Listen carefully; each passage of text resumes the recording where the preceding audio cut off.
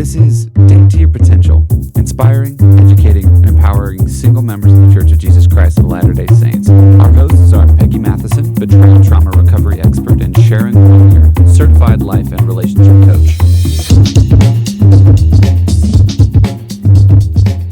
Welcome. We're so glad that you joined us. I'm Peggy. And I'm Sharon. And we are your hosts today for podcast number 3 of Date to Your Potential. The first 2 were telling my story and Sharon's story. So if you don't know who we are, go back and listen to those. For sure. So today we're going to talk about chemicals, right? Oh, such a fun topic for dating. I love chemicals. People are like, don't think you need to go to sleep yet. It's not going to be boring. No, this is actually very fascinating. And what I love about this, Sharon, is that when you start to understand some of these things that are going on that are impacting how you feel, you start to separate out your thoughts, your feelings, and things that are creating pain or struggle or stress in your dating relationship. So let's hear about it. So part of my story is learning about the chemicals, because I had to figure out why I would let somebody break my heart and then think I wanted them back. Oh, no. I didn't want them back. I would literally make lists of every indiscretion, every horrible thing they did to me, every horrible thing they said, every reason why I shouldn't have them back. And I would still have this feeling in my heart like I really wanted them back.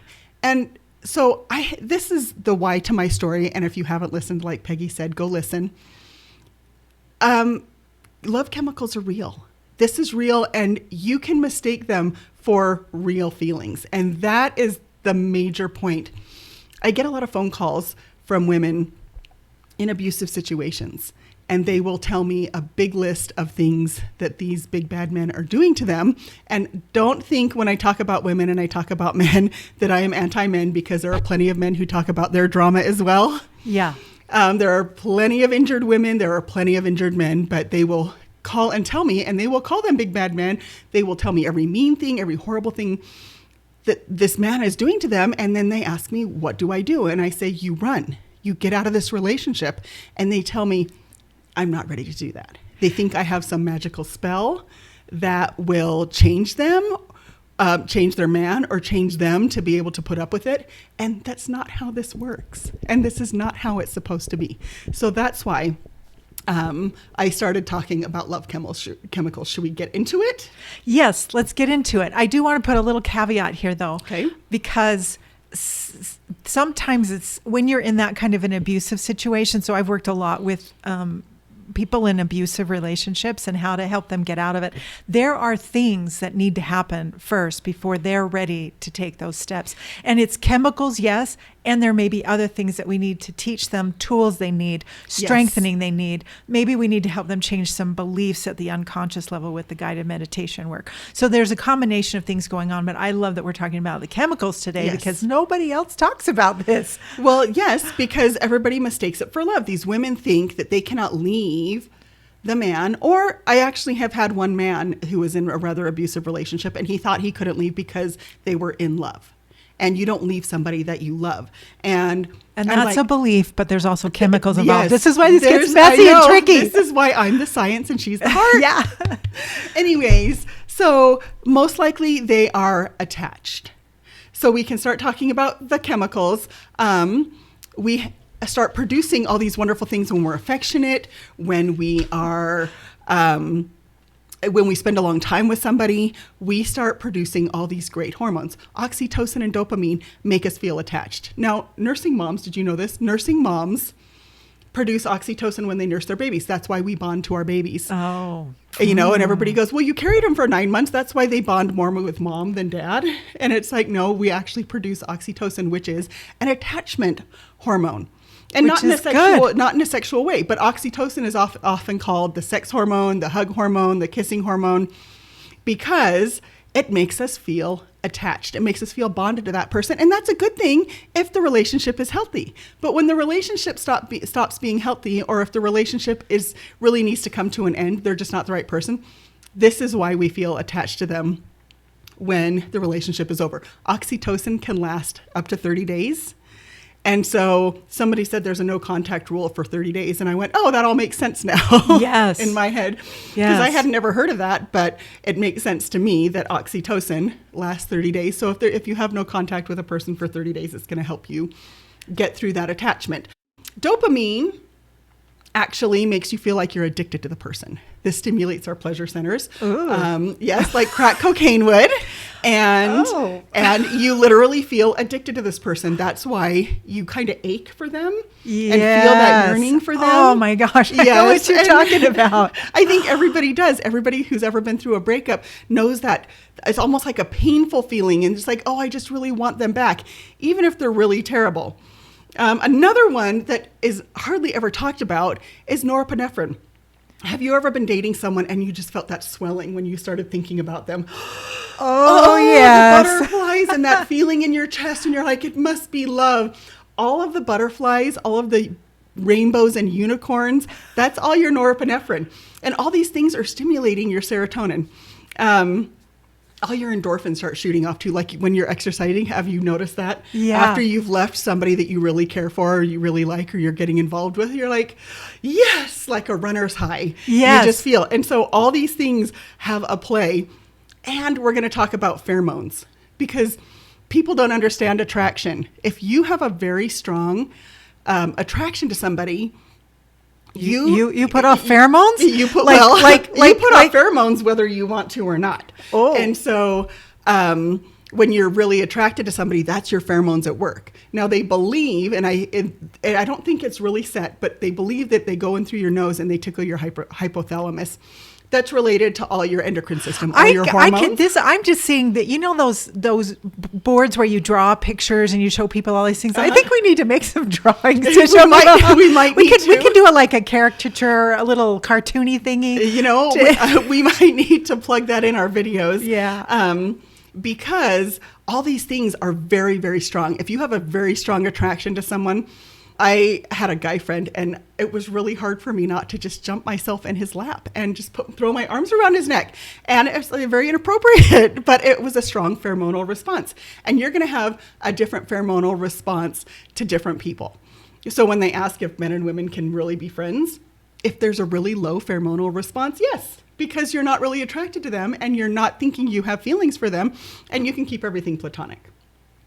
So, any questions, Peggy?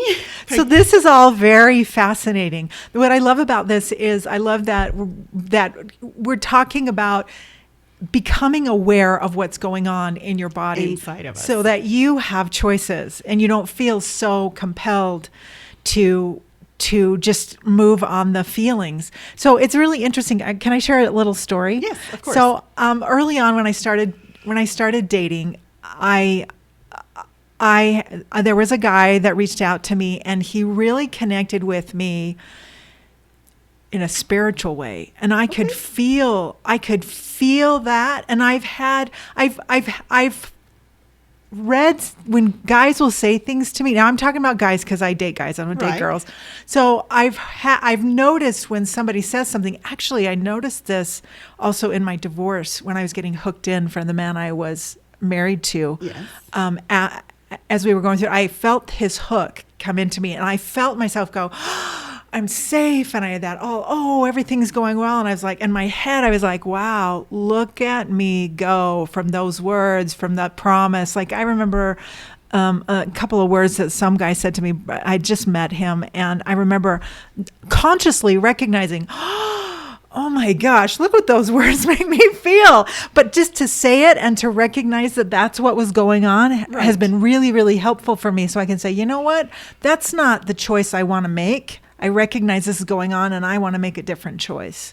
Right. And especially when it's early on in a relationship and you start having all these feelings, it's like you don't know anything about that person. Right. I talk a lot about the infatuation period, the 4 to 5 months where the rose-colored glasses are on. Yeah. That's very, very exciting. And all those hormones and all those chemicals are going nuts, like seriously nuts. You know about 20% of who that person is, and you are making up the other 80%. Right. Well, look at the world we live in. Yes. We've got an environment that really promotes really unhealthy relationships.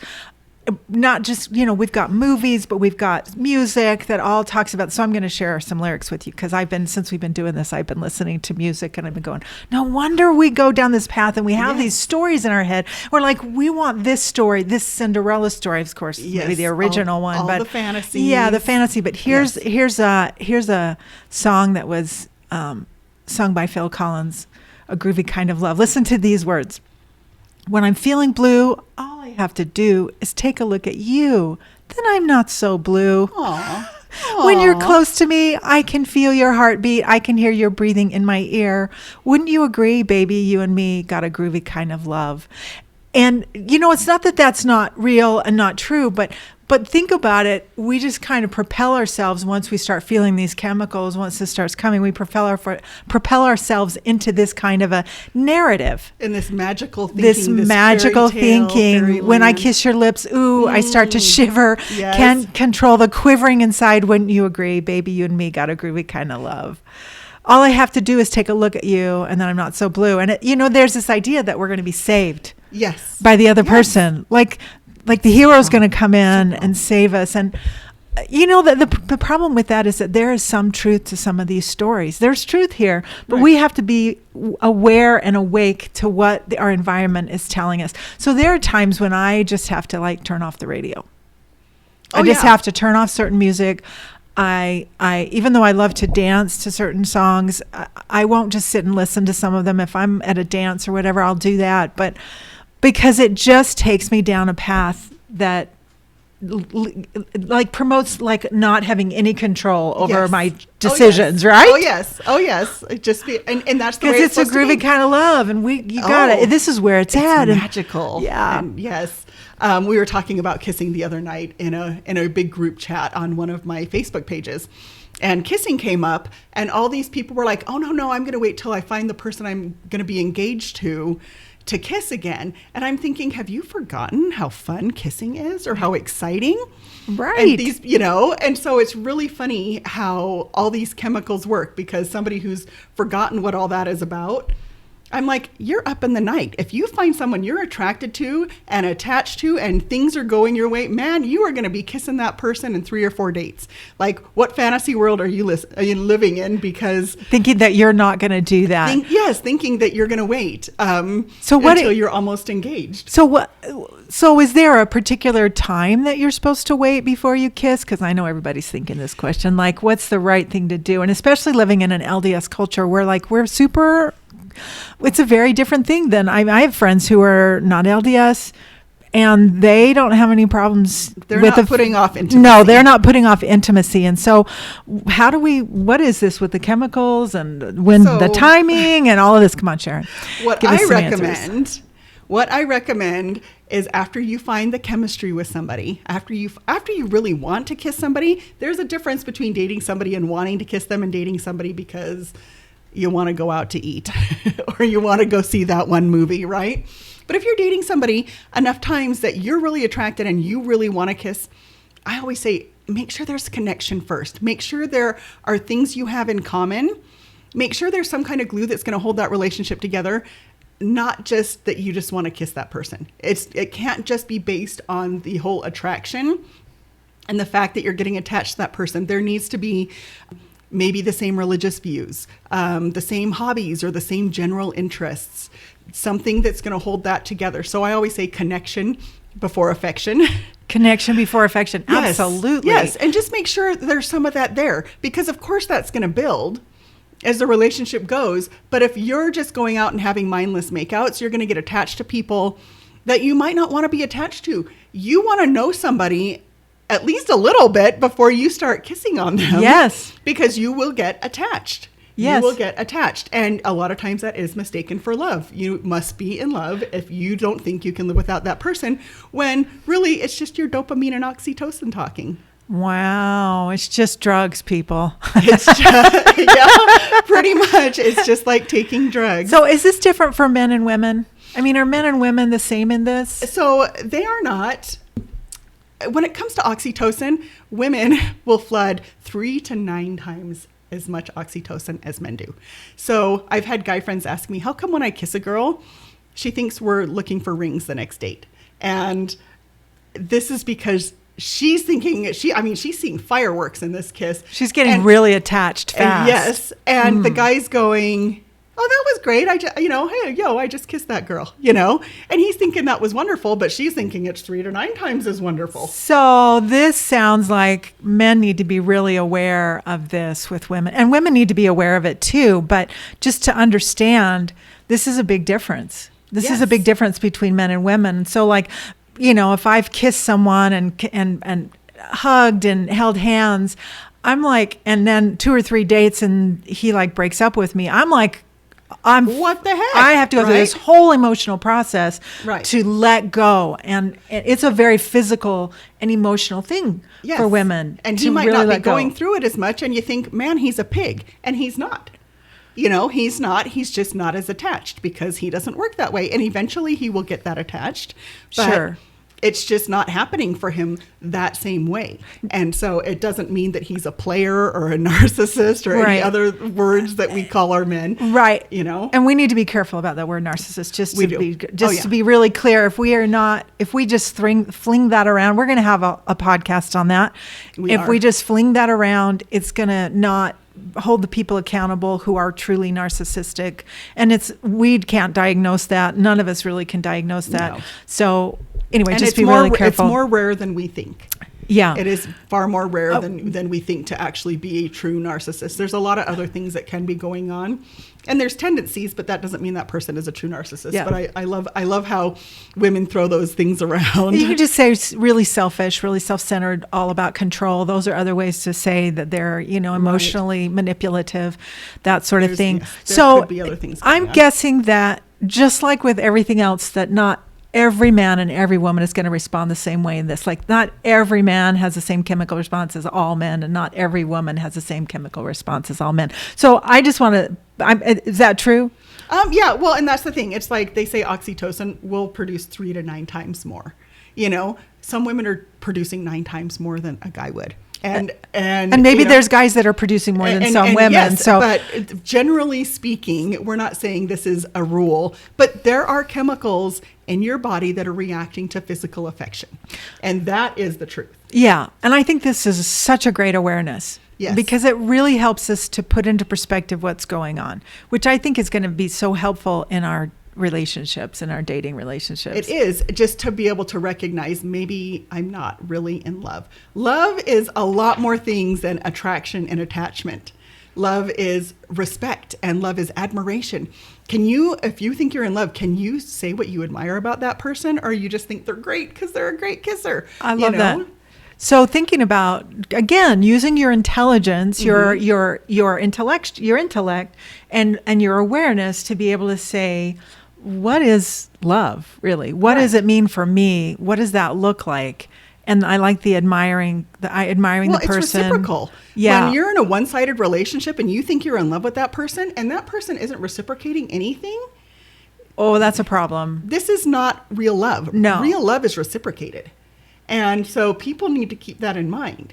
So what if I feel that way and he doesn't feel that way? Are we just talking chemicals? Are we talking that, no, it's truly love and he's going to come around someday? I have to tell you, since we're all LDS here, that's one of the big questions I'm going to ask Heavenly Father. How can one person in the relationship have such a strong pheromonal response and the other person not? You can be dating someone and then they just up and say, you know what, it's not there for me. And I've said that to people, right? Have you said that to people? And there's something that's just not there. And they're like, how could that be? Because I am head over heels in love with you. It's not always going to match up. And that's why people break up. That's why you date a lot of different people and learn a lot of different personalities, because it's not always going to match up. I have a thought. Can I share? Yes, that's why you're here. So I've done a lot of thinking about my previous relationship, my marriage, which was 34 years. And how could I have been through that and not known? How could I have been so duped, if you will, by this man? How could I not have seen? And I think a lot of people I've worked with who've been in relationships, particularly long-term relationships, ask the same question. How did I not know that he wasn't all in and I was, and all that? And it's interesting because now we're talking about paradigms, but we're talking about I had a belief that we really were meant to be together, that we were eternal companions. Right. And I believe that belief protected me in that relationship. And it also, I didn't wake up to what he was really doing, what he was about, until after the marriage. And I had a lot of training to understand. I got some language around it. So I don't beat myself up for that. I don't feel like I was in a fairyland, that I was, Right. I had a belief, and he didn't believe the same thing I did. Well, And and he presented to me that he did. So people change in relationships and people evolve and things like that, but you are not responsible for his agency, and you have no control over his agency. So he started out as one person, and especially when mental illness or same-sex attraction, things like that are involved, they can change, and they don't usually change for the good. Not for the relationship to stay together. Not for the relationship part of it. And so he exercised his agency, and it affected you, it affected your children. And it just seems so unfair, but this is relationships. And that relationships are work, and people need to understand that relationships are work, and it's not a fairyland. Yes. And I have no regrets. Well, that's good. And I know that we were supposed to be together, and it was a part of the plan. And I know that he did make choices all along the way that led to his choice to leave the marriage and to live as a gay man. And I also know a lot of people, I have a lot of friends who have gone through a process, just to be really clear, that has turned out so far good for them in their heterosexual marriages. Yes. So that is a possibility. A lot of people don't like to see that, but those people kind of stay private because they get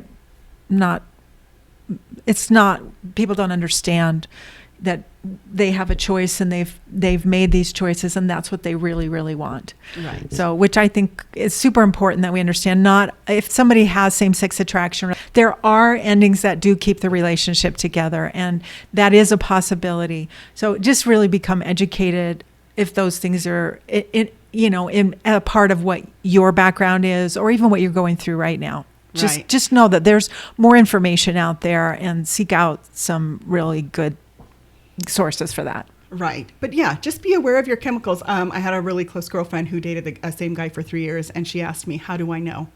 How do I know if I'm just attached? Because they broke up all the time and got back together. They fought all the time, Right there. Ding. Yes, Yes, there. Exactly. And I said, you're not in a healthy relationship. No. And this is going to be a video for another time. Do you want a healthy relationship, or do you not want a healthy relationship? You have to ask yourself that. Yeah. And so if you're confused, we're fighting all the time, we're breaking up and getting back together, you are probably not in love. This is not a reciprocal relationship. Both parties are not doing the same work. Right. To keep it together, to keep the other person happy, to keep themselves happy. I cannot wait for our healthy relationship podcast. Yes. Because that needs to be the goal, is a healthy relationship. Yes. And I think about that, and I'm like, do I want a marriage like this? Yeah, no. What's the motivation for staying in that relationship? That's a good question to ask yourself. Yes. What is it that I'm getting out of being in a relationship where I'm not being treated well?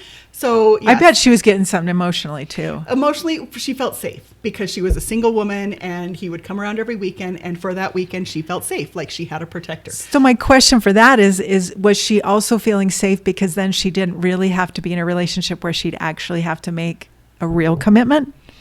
Most likely. Because, Most likely. that relationship is a placeholder for something that would be real. Right. That would be long lasting, I should say, Yes, and but real at the same love. time, all the chemicals are going exploding, off and the 'cause she's- fireworks in her head, and every time they'd kiss, and she'd know, and he'd say, "I'm on my way down." She was going to get kissed, and they were going to snuggle. So It's a great option if if the other option is nothing, it seems like it's a great Yes. option. But then I think, but then she's also investing in something that's not going to be lasting love. No, and it's just really hard for her to move on. And that's the thing. And when I talk about attachment, when I talk about our dopamine and our oxytocin that keep us attached, the longer that you're together, the harder it is to detach. Like the chemicals just build and build and build and build. And so Which is why breaking up in a marriage can be so incredibly painful. yes, and it is. When people talk about their divorce, even if it's a good thing that the divorce is happening, It is still extremely painful. A 30-year marriage, 30 years with a person. It's a grieving process. Is a really long time, but those chemicals just build and build. So when you're in a relationship, and let's say a dating relationship, and there's red flags popping up early, they don't go away. They, generally speaking, don't go away, especially if it's a repetitive pattern of bad behavior. If you can communicate that that's bad behavior and that you're not going to tolerate it and it changes, that's one thing. But most red flags are red flags. They're not pink. They're not white. They are red. They're truly red. And you need to get out of that relationship before it's a year long, before it's 2 years long, before it's 3 years long, because that makes it all the harder. Yeah. Great. This has been awesome. I love this. I think this really helps us to take all of this that goes on inside of us, Yes. all of this chemicals, hormones, a little emotions, sense about thoughts, it. make Yeah. sense of it, put it outside of us, and have control to be able to make an educated and informed Yes. choice. Decision. Yes. Thanks, Sharon. This has been Yes. awesome. And thank you for your input. Yeah. We're glad you were with us today for Date to Your Potential. Listen to our next episode where we'll be talking about, what are we talking about we're next talking time? about confidence and happiness. Oh, such an important part. Yes. Confidence and happiness. So see you next time. Bye. Thank you so much for listening. We hope you enjoyed today's episode and that it inspired you on your dating journey. Make sure to share this with a friend and subscribe to our channel. Check out our website at datetoyourpotential.com and take our free quiz to see if you are dating to your potential. We care about you, we support you, and you are loved.